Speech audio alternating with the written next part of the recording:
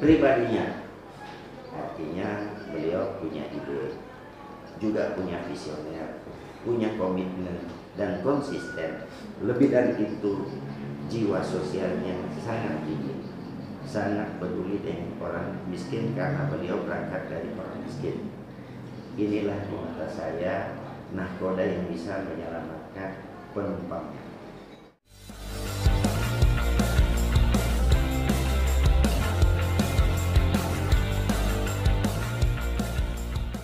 Assalamualaikum warahmatullahi wabarakatuh, kawan-kawan di Kabupaten Bengkayang, Kalimantan Barat dan Indonesia khususnya. Bersama saya lagi di sini Bang J dan rekan saya yang paling cantik, siapa? Titi. Mbak Titi atau Kak Ndarati. Jadi ini khusus kita bertemu dengan tokoh khusus kita hari ini. Spesial bagi kami karena beberapa kali sudah menawarkan diri untuk Pak wawancara atau Pak untuk bertemu. Hari ini kami sita waktu beliau. Maaf Pak Sita. Ya, kalau dengan siapa lagi deh? Kalau bukan dengan Dokter Carlos. Ya. Bisa dilanjutkan Mbak Titi? Mungkin ada obrolan Pak. Mungkin kami berdua ataupun kawan-kawan di Kabupaten Bengkayang, Kalimantan Barat ini kan ingin mengenal lebih dekat nih ke Bapak nih. Bapak itu lahirnya di mana, kemudian kerjanya di mana, kemudian sampailah nanti cita-cita Bapak ini kok bisa tertarik untuk menjadi pemimpin di Kabupaten Bengkayang, Pak. Silakan Pak. Oke, makasih. Saya ini kan kelahiran saya di Gorontalo. Waktu itu Gorontalo masih Provinsi Sulawesi Utara dan sekarang menjadi Provinsi Gorontalo. Saya SD di Gorontalo, SMP-nya saya di Manado. SMP di mana Pak? Ya, sampai selesai pendidikan kedokteran. Disitulah mungkin jadi pertanyaan kenapa saya mau sekolah di kedokteran. Waktu itu keinginan saya tahu begini, bahwa di Indonesia ini masih kekurangan dokter dan masyarakat sangat membutuhkan. Makanya saya punya awal niat saya yang kalau begitu bagaimana saya bisa jadi dokter. Bagaimana bisa jadi dokter Pak? Ya, makanya saya tekun dan alhamdulillah saya bisa mendapatkan gelar dokter. Sekarang menjadi persoalan kalau jadi dokter itu maunya saya mau tugas di mana. Saya jadi berpikir karena lihat awal mau ingin jadi dokter agar masyarakat mendapatkan pelayanan itu, saya waktu itu wajib menjadi dokter PTT. Dokter PTT itu 3 pilihan, yang biasa, terpencil, dan sangat terpencil. Saya pilih sangat terpencil.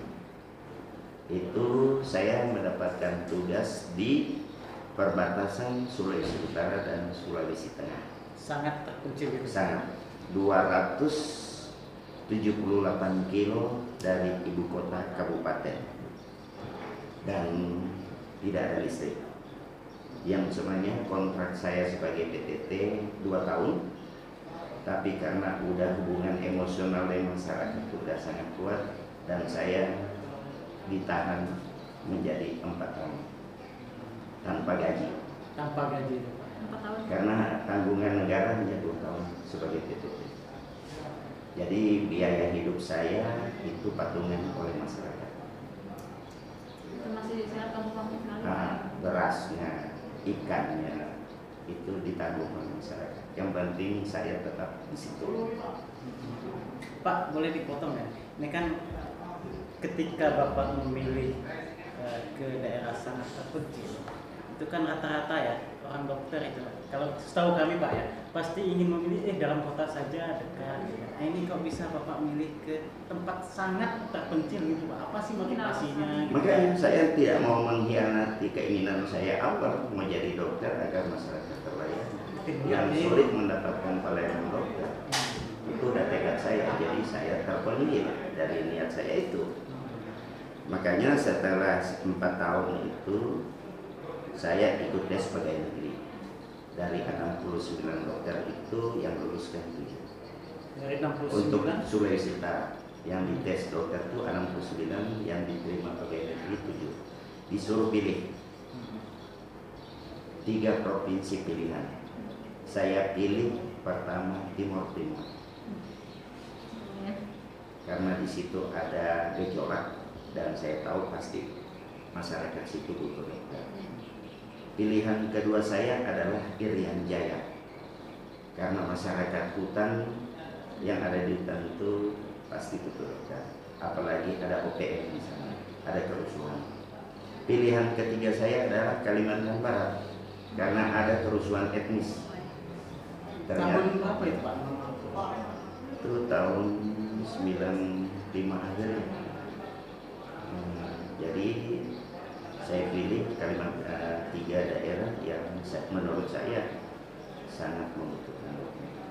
Ternyata di SK kan saya di Kalimantan Barat.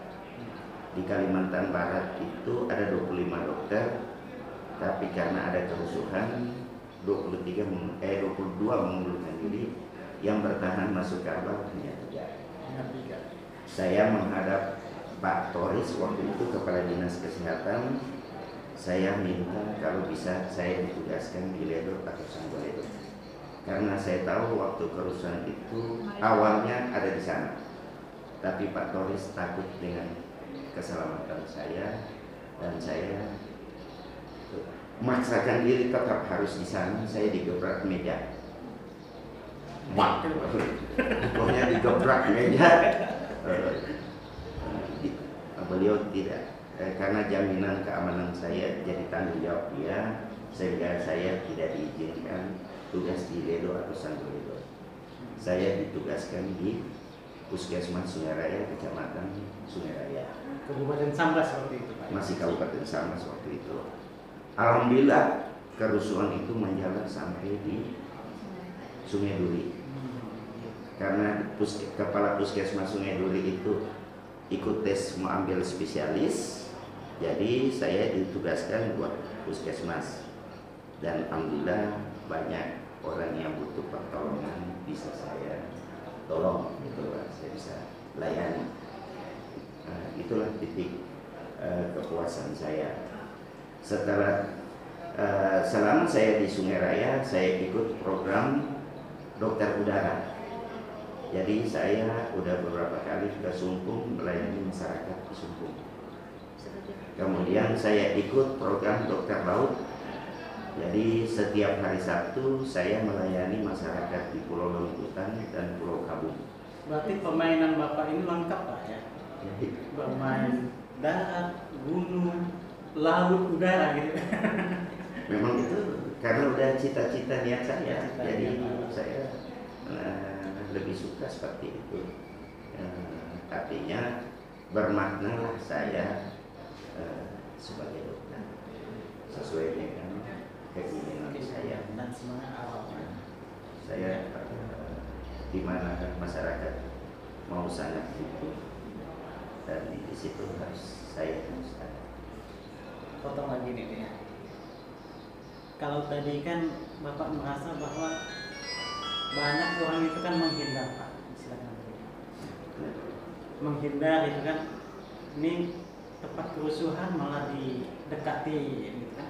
Tempatnya sarang OPM malah mau Bapak dekati gitu kan. Kemudian di timur-timur Bapak ingin dekati, itu apa Bapak nggak tahu takut sih Pak, atau memang ada keyakinan? Sekarang sama-sama kita beragama, Iya Pak. kita punya nyawa dilindungi oleh siapa? Di atas. Saya yakin kalau kita dengan niat baik, di atas akan dilindungi kita. Jadi jangan pernah takut dengan hal itu. Dan saya mendapatkan kepuasan kalau saya bisa melayani masyarakat yang sangat membutuhkan seorang tenaga dokter. Kan Bapak sudah di Bengkayang Pak ya, sudah berapa tahun. Sekarang kami ingin tahu lebih dekat ke Bapak, apa sih yang sudah Bapak lakukan untuk Bengkayang khususnya sebelum Bapak ke Singkawang? Saya ini kan entah ya, terserah kalian menilai apa, tapi menurut saya mau bantah sih silakan. saya visioner. Visioner. Artinya setelah saya tugas di Puskesmas Sungai Raya, saya lihat waktu itu masih Kabupaten Sambas, dari 32 puskesmas, Puskesmas Sungai Raya ini ranking 31. Artinya saya harus butuh kerja keras siang malam, dan alhamdulillah Puskesmas Sungai Raya langsung menjadi ranking 1. Berapa tahun itu? Hanya 1 tahun. Luar biasa ya. Dari 30 sampai ke 1. Ya, kemudian saya dipindahkan di Puskesmas Sungai Duri. Timbul ide saya, bagaimana kalau seluruh puskesmas se-Kalimantan Barat itu belajar di puskesmas saya. Apa yang saya lakukan agar mereka tertarik belajar di puskesmas saya mulai dari quality assurance dulu. Kemudian saya ISO, kemudian pelayanan prima. Dari pelayanan prima itu tingkat provinsi semuanya ranking 3. Alhamdulillah di tingkat nasional ranking 3 mendapatkan Piala Citra pelayanan prima, diterima di istana. Ranking 1, 2, 4, 5 dapat sertifikat, tapi saya ranking 3 mendapatkan Piala Citra. Itu kepuasan saya. Artinya saya udah berbuat untuk di Puskesmas Sungai Duri. Kemudian saya diangkat menjadi Kabid Promosi Kesehatan. Promosi kesehatan itu satu kabupaten itu membuat satu perencanaan itu terukur dan terarah. Dasarnya harus ada profil kesehatan. Profil kesehatan itu semuanya harus dianalisis supaya perencanaannya menjadi kuat. Makanya saya buatlah profil yang terukur semuanya. Pada saat di Kabid. Waktu saya Kabid, jadi saya buat programnya bagaimana terukur semuanya, berangkat dari kemudian apa masalahnya dan apa jalan keluarnya.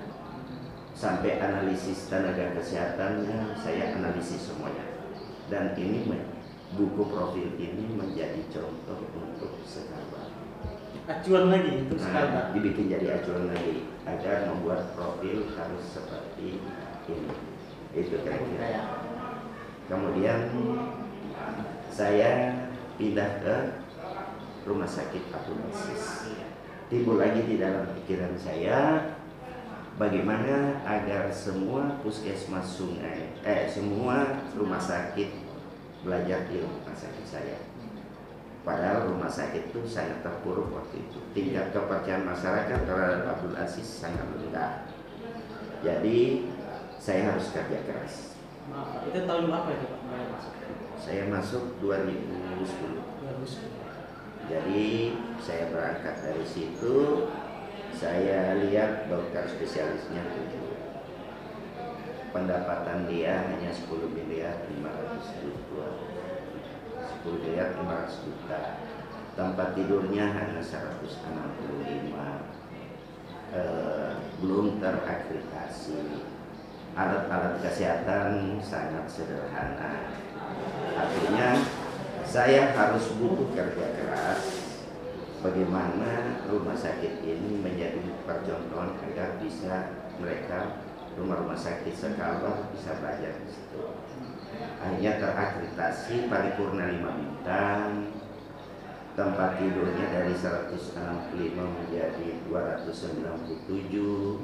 Pendapatannya 10 miliar 500 juta meningkat 900% menjadi 110 miliar. Dokter spesialisnya 7 menjadi 30 lebih. Alat kesehatan lengkap semuanya buatan Eropa dan Amerika. Nah itu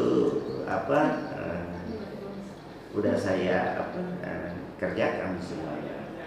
Udah BLU. Nah, kenapa harus BLU? Supaya pendapatan rumah sakit tidak lagi store ke kas daerah, semuanya kita kelola betul. Yang penting kita mengelola manajemen keuangan harus profesional sehingga rumah sakit cepat berkembang. Dan saat ini Rumah Sakit Abdul Aziz menjadi rujukan juga. Kemudian dipercayakan oleh Dinas Kesehatan sebagai rumah sakit rujukan regional. Karena ada empat rumah sakit ditunjuk ditunjuk oleh Departemen Kesehatan menjadi rumah sakit rujukan regional. Untuk Kalimantan bagian utara itu rumah sakit Abdulaziz. Itu menampung rujukan dari Bengkayang, dari Sambas, dari Provinsi Riau, Kepulauan Riau, kan dari Mempawah. Artinya semuanya merujuk ke sana. Itu pertanyaannya. Iya, tadinya kisah soal dokter 10.000 itu ya. Itu gimana sih dok? Ya. Boleh saya diceritakan sehingga ada selentingan gitu ya. selentingan dari masyarakat kalau dokter Saros itu disebut dokter 10.000. Nah, 10.000 itu bisa diceritakan. bukan dokter 10.000 sebenarnya. Artinya begini, pasien itu saya bagi 3 klasifikasi. Kalau dia miskin, nggak usah kau bayar. Oh, iya. Kalau dia miskin tidak usah kau bayar. Mau obat dengan jasanya udah. Kalau kawan, kau bayar obatnya aja. Kalau kau peduli, kau bayarlah obat dengan jasaku supaya aku bisa hidup lah. Itu kira-kira. Berarti apa? Jasanya terbuka, silakan dengan membayar berapa gitu ya. Dan itu pun murah, tidak terlalu komersil lah. Ya Pak, ini masih berkisaran di Bengkayang dulu sebelum kita. Ini kan dulu kan Bapak sempat menjadi PLT Kepala Dinas Pak. Di zamannya Pak Jakubus Luna gitu kan. Kami juga dapat kabar Bapak itu malah mengharap kepada Pak Luna. Kalau yang lain itu kan berharap dari PLT harus jadi kepala dinas kan. Ini Bapak berharap lagi kembali ke puskesmas itu Pak itu. Makanya ini kesempatan saya jelaskan. Saya bukan mengganti Bengkayang, tapi saya butuh saya ada kesepakatan komitmen dengan Pak Luna waktu itu. Artinya saya semuanya tidak mau jadi kepala dinas. Saya mau di puskesmas saja. Kesepakatan itu ya. Karena kalau di puskesmas itu saya lebih berinteraksi dengan masyarakat. Kemudian win-win solusi dengan beliau. 3 hari kau di Sungai Tugi, 3 hari kau di Bengkayang, dengan catatan oke, aku tidak definitifkan, aku PLT-kan saja. Kemudian karena beliau mau definitifkan saya, makanya saya mundur. Itu cerita yang tidak. Ini yang tidak kami dapat gitu Pak. Nggak bisa saya ungkapkan sebenarnya, tapi karena udah ditanya dan Iya. saya jawab apa adanya. Berarti memang, tapi Pak Luna waktu itu tidak keberatan Pak. Pak Luna tidak keberatan dan beliau di mata saya karena saya kan yatim piatu. Jadi di mata saya Pak Luna itu adalah seperti orang tua saya dan beliau kepemimpinan beliau saya mengakui bahwa beliau adalah negarawan. Pak Luna adalah Negarawan itu mungkin harus semua harus tahu bahwa beliau bagaimana awal susahnya beliau memimpin Bengkayang dan saya ini bukan bahasa munafik, Iya. banyak kemajuan yang dilakukan beliau terhadap kemajuan Bengkayang dengan kepemimpinan beliau. Karena beliau pengalaman birokrasi sebelum menjadi bupati banyak, makanya Bengkayang menjadi nampaklah ada kemajuan. Berarti kita wajar lah Pak ya, berguru dengan beliau. Dan beliau sebagai contoh ketokohan lah. Saya di mata saya Pak Luna adalah tokoh Bengkayang. Pak Luna adalah tokoh Bengkayang. Pak, ini kan Bapak sekarang kan sudah punya tugas, kemudian Bapak niat, mudah-mudahan niat paling dalam mencalonkan diri sebagai wakil Bupati Bengkayang. dan calon pemimpin ke depan di mata Bapak. Kami ingin masuk dulu niat awal Bapak, kenapa harus mau ke Bengkayang, kan? Kemudian tujuan Bapak ini, apa yang ingin Bapak tawarkan kepada masyarakat apabila Bapak betul terpilih menjadi wakil bupati Bengkayang? Minta maaf lah, memang sebenarnya tidak ada di titik benak saya. Yang paling dalam ya, saya ini mau ingin jadi wakil bupati. Minta maaf ya, saya tidak ambisius. Malahan saya itu sebenarnya oleh menteri, saya tidak tahu dia sekarang menteri apa ya. Dulu menteri pendidikan 2 kali minta ketemu dengan saya, mau bangun rumah sakit Islam 8 lantai di Singkawang, dan beliau bilang kau jangan kemana-mana karena kau nanti jadi direktur rumah sakit Islam. Yang kedua, ada pengusaha besar dari Jakarta datang ke saya juga minta saya jadi direktur, agar direktur karena pengusaha ini mau bangun rumah sakit internasional di Singkawang. Ya, cuman setelah berunding dengan anak dan istri, mereka keberatan karena mereka sudah cukuplah 10 tahun saya kebanyakan dari pagi sampai pagi ada kerja keras mau bangun rumah sakit, dan mereka keberatan kalau jadi direktur lagi. Kemudian timbul di niat saya, kalau begitu saya mau jadi kepala desa Sumeduri. Tapi punya keinginan buat saya waktu itu, bagaimana agar seluruh desa Di Bengkayang, se-Kalimantan Barat bisa belajar di desa Sumeduri. Karena dulunya puskesmas saya bikin bagus, semua puskesmas belajar situ, saya bikin juga rumah sakit begitu juga. Ini sekarang desa banyak tokoh-tokoh masyarakat biasa. Ini kebetulan ada pilkada, Pak Kapolres urus banyak desa, jangan cuma satu desa saja. Semuanya. Jadi insya Allah dengan butuh kerja keras, karena saya ini kan umur udah 62, artinya liang kubur saya udah dekat. Insya Allah dengan kerja keras saya punya modal di akhirat nanti.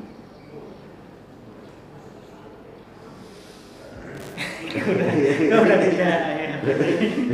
Jadi ketika kita bicara akhirat, lalu keinginan Bapak dan dorongan masyarakat ya, itu bisa mengurus seluruh desa, sekarang apa Pak yang harus Bapak tawarkan kepada masyarakat ini, mungkin supaya masyarakat juga tahu apa cita-cita Bapak dan tidak ragu lagi memilih Bapak itu untuk masyarakat Bengkayang. Sekarang ini kan kalau saya lihat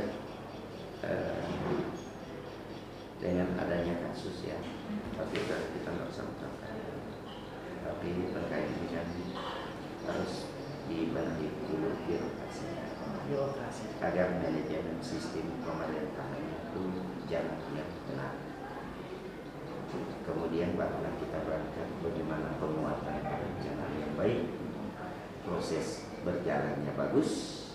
Apalagi saya sebagai wakil tupoksi saya adalah pengawasan, tinggal kita mengukur hasilnya. Tapi saya tidak mau pengukuran hanya output saja.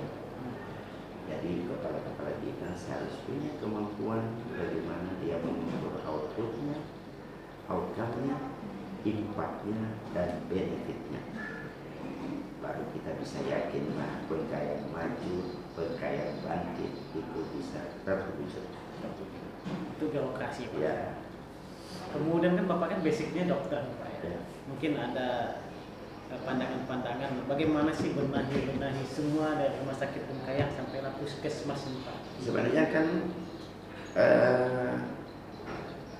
pertanyaan saya kan begini, saya nggak tahu di dinas kesehatan itu udah mengukur mutu kesehatan nggak.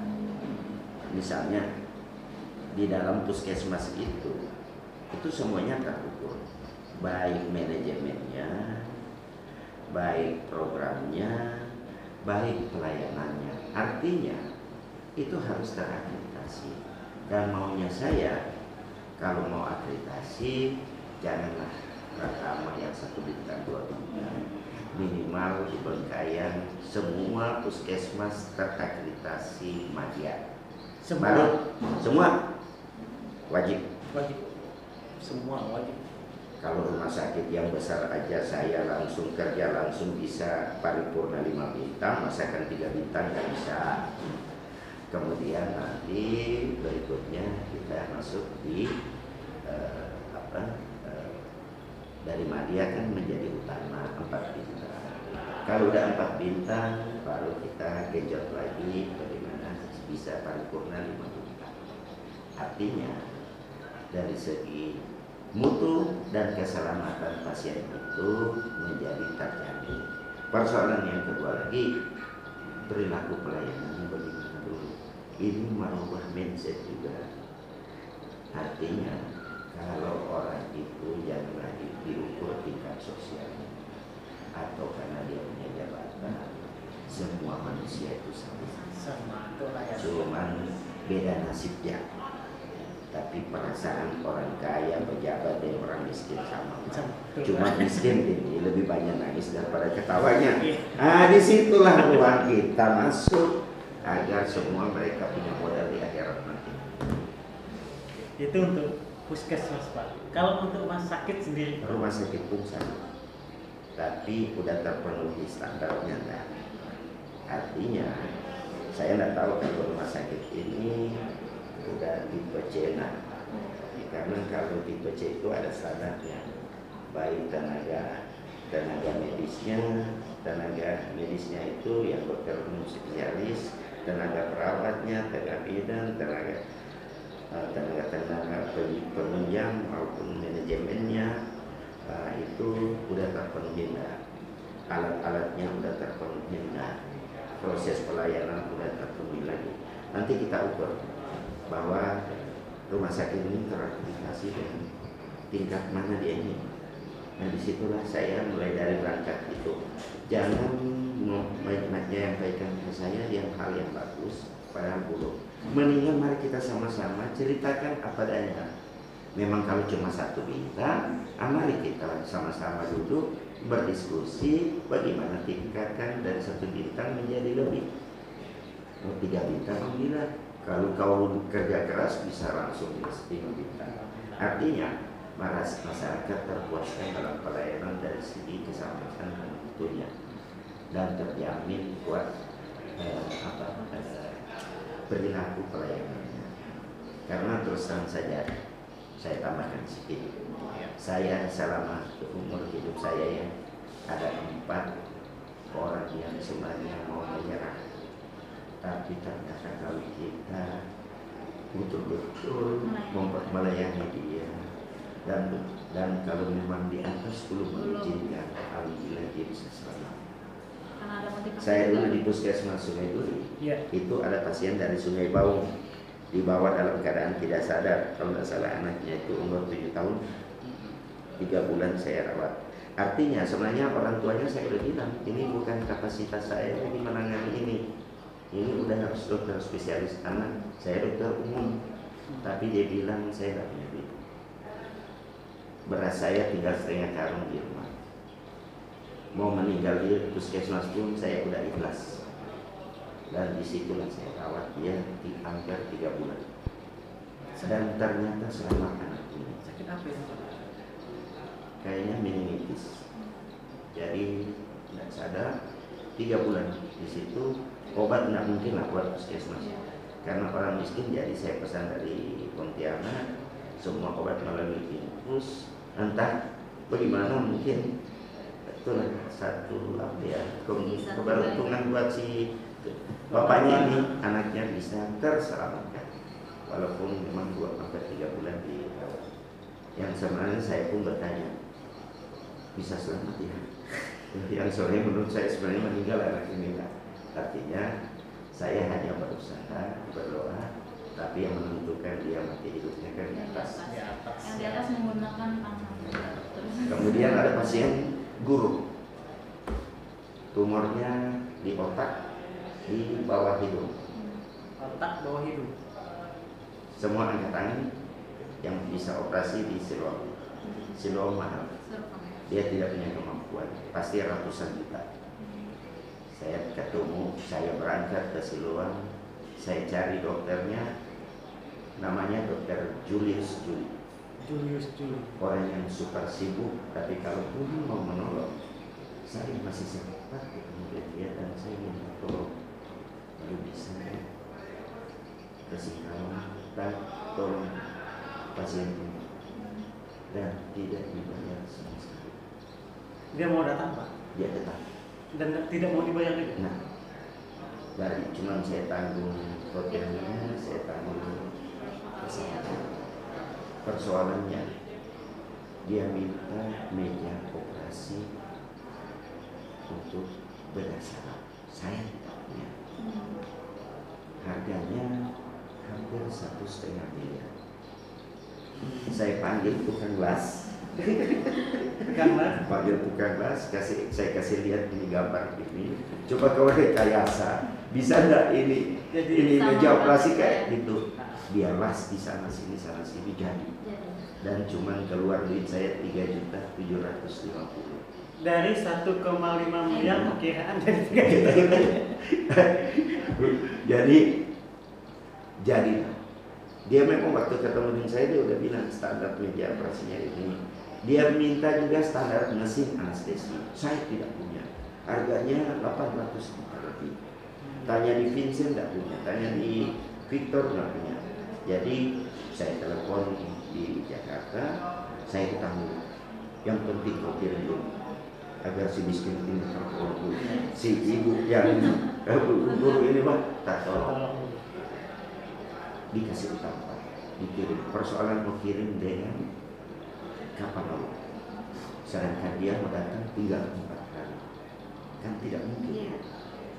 Perjalanan kapal laut. Baru kalau di Pontianak itu kapal tidak langsung sandar, antri untuk sandar. Artinya tidak mungkin mesin itu memuat di pesawat. Itu dia punya ukuran, tidak bisa. Jadi masuk dulu alatnya, baru packing di dalam pesawat. Gitu dia. Mau kasih keluar dari di pesawat, buka packingnya, kasih turun, baru packing lagi. Dan alhamdulillah dalam jangka waktu 2 hari alat itu udah datang, udah diuji fungsi, udah dipasang aksesoris, dan dokter Julius datang langsung bisa operasi pasien. Alhamdulillah selamat. Dapat lagi 2 pasien sangat miskin. Dari pagi sampai pagi teriak-teriak karena tumornya makin besar, makin sakit kepalanya. Saya minta tolong ke guru besar bedah saraf di Medan. Rumah sakit ada Malik. Dia datang 2 kali tolong pasien miskin ini. Tahu nggak lamanya dia operasi? 11 kali. Dan alhamdulillah tak salah. Itu yang kenangan itulah yang tidak pernah saya akan lupakan selama hidup saya. Sebuah pengabdian seorang. Oke Pak, ini kita mungkin sudah mau sisi habis mungkin. Ada yang mau ada kata Pak? Ini kan kita sudah di masa pilkada, mungkin Bapak ada pesan untuk pendukung dan calon-calon pemilih masyarakat yang untuk memilih Bapak ada. Ya artinya saya mau pilkada ini kan betul-betul demokratis. Artinya hak pilih masyarakat itu betul-betul pemilih yang cerdas. Siapa di antara 4 ini yang layak memimpin Bengkayang?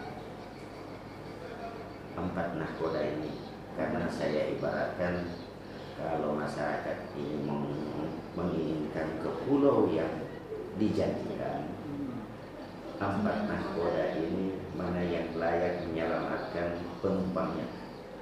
Dan di mata saya, bukan karena saya pasangan dengan Kajot, tapi karena di mata saya pribadi Pak Kajot itu layak menjadi nahkoda. Enggak. Artinya track record dia, beliau ada enggak banyak selama ketua, beliau membuat perda untuk melindungi masyarakat Bengkayang. Beliau ada kebanggaan ikon membuat rumah. Beliau memperjuangkan bagaimana KTP seumur hidup. Artinya beliau punya prestasi.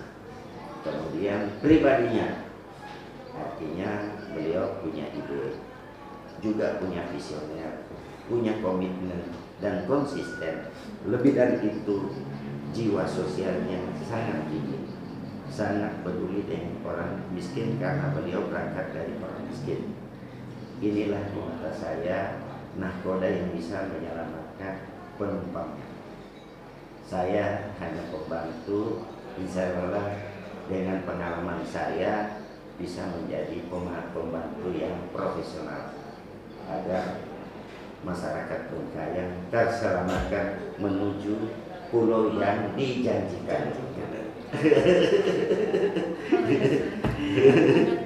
Ada pertanyaan lagi? Oke, Bapak, terima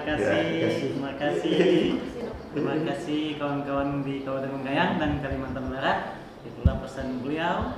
Kalau Anda semua memiliki hak pilih, pilihlah nahkoda. Ada 4 nahkoda saat ini dan salah satu nahkodanya dikomandoi oleh Martinus Kajat dan didampingi beliau. Sekian dari kami. Saya di sini Bang Uje dan ada Mbak Titi dan beliau bersama kami. Assalamualaikum warahmatullahi wabarakatuh.